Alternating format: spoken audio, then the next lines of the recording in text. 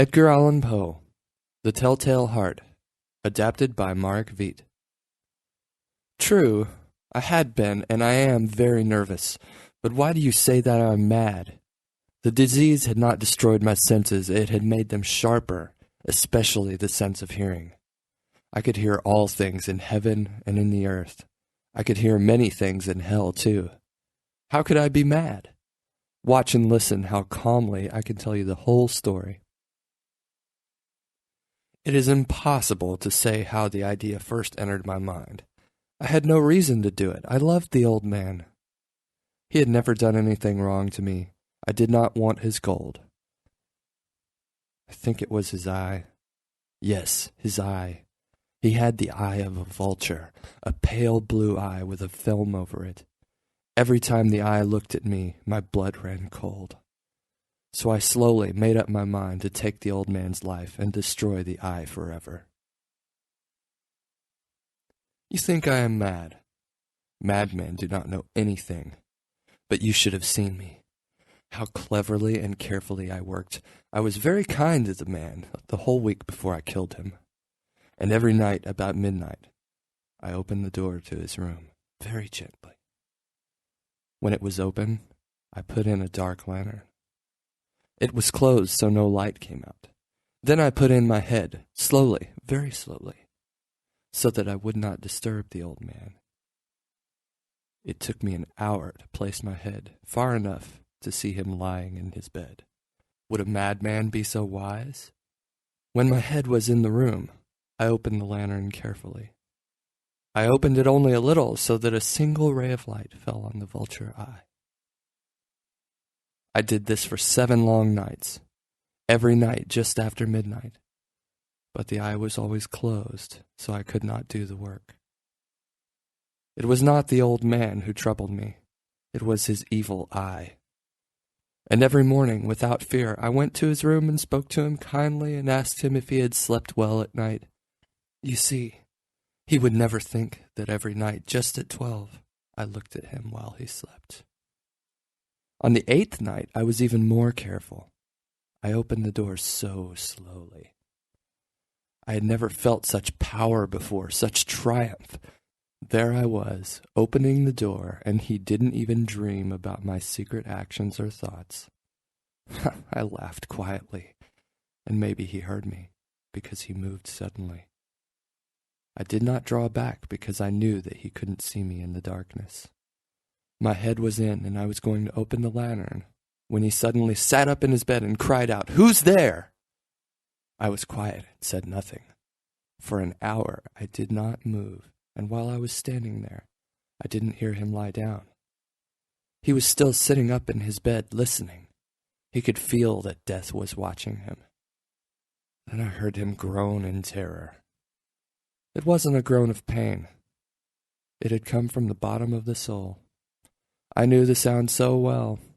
Every night, just after midnight, it came out of my own chest. I knew what the old man felt and was sorry for him, but I laughed quietly too, because I knew that he had been awake since the first faint noise. Since he had first turned in the bed, he had been saying to himself, "It's just the wind. It's nothing but a mouse crossing the floor." These thoughts could not comfort him, because he knew that death was coming. He could not see the shadow, but he felt the presence of my head in the room. When I had waited a long time, I decided to open the lantern a little, very little. You cannot imagine how quietly I did it, until a simple ray, like the thread of a spider, came out of the lantern and fell on the vulture eye. It was open, wide open, and it made me very angry. I saw it very clearly, a pale eye with an ugly film over it, which chilled me. Suddenly I could hear a low, quick sound. I knew that sound well, too. It was the beating of the old man's heart. It only made me more furious, just as the beating of a drum gives soldiers courage. However, I did not move. The beating of the man's heart grew quicker and quicker, louder and louder.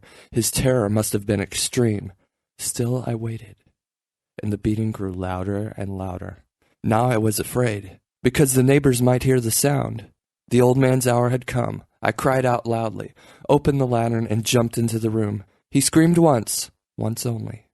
I threw him on the floor and pulled the heavy bed over him. I smiled to myself at what I had done. The heart went on beating for many minutes, but it did not trouble me. Nobody could hear it through the wall. Finally, the heart stopped. The old man was dead. I removed the bed and looked at his body. He was dead, stone dead. His eye would never trouble me again.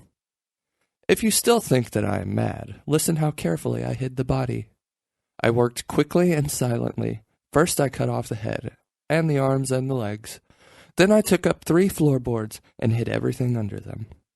Then I replaced the boards so carefully that no human eye, not even his, could notice anything wrong. There were no stains because the tub had caught all his blood. When I finished, it was still dark. Suddenly there came a knocking at the door. I went down to open it with a light heart. I had nothing to fear now. 3 police officers entered. A scream was heard by one of the neighbors during the night, and the police came to investigate it. I smiled because I had nothing to fear. I let the men in and explained that I had screamed in my dream and that the old man was away. I took them all over the house. I told them to search well, to look everywhere. Finally, I led them into his room. I showed them all the man's treasures, all safe and undisturbed. I was so confident that I brought chairs into the room and invited them to sit down and rest. I placed my chair exactly on the place under which the dead body was hidden. The officers believed me. I was relaxed and smiling when I was answering their questions. But after a while, I wished that they would go away. My head ached and I could hear ringing in my ears, but they still sat and chatted. The ringing was getting clearer. Soon I realized that the noise was not in my ears. I spoke more loudly, but the noise grew louder too. What could I do? It was a low, quick sound. I could not breathe, but the officers did not hear it. I talked more quickly, but the sound grew even louder. Why wouldn't they go away? I walked across the room angrily, but the noise grew louder. Oh God, what could I do? I smashed the chair on which I had been sitting, but the noise was louder than everything else. It grew louder, louder, louder, but the men were still chatting happily, smiling. Was it possible that they did not hear the noise? Oh God, they heard. They knew. They were only making fun of me, of my horror. That is what I thought. That is what I think. I couldn't stand seeing their happy faces any longer. I felt that I must scream or die, and the noise was louder, louder, louder. Stop pretending, I screamed. I admit, I killed the man. Look under the boards. Here, here. It's the beating of his ugly heart.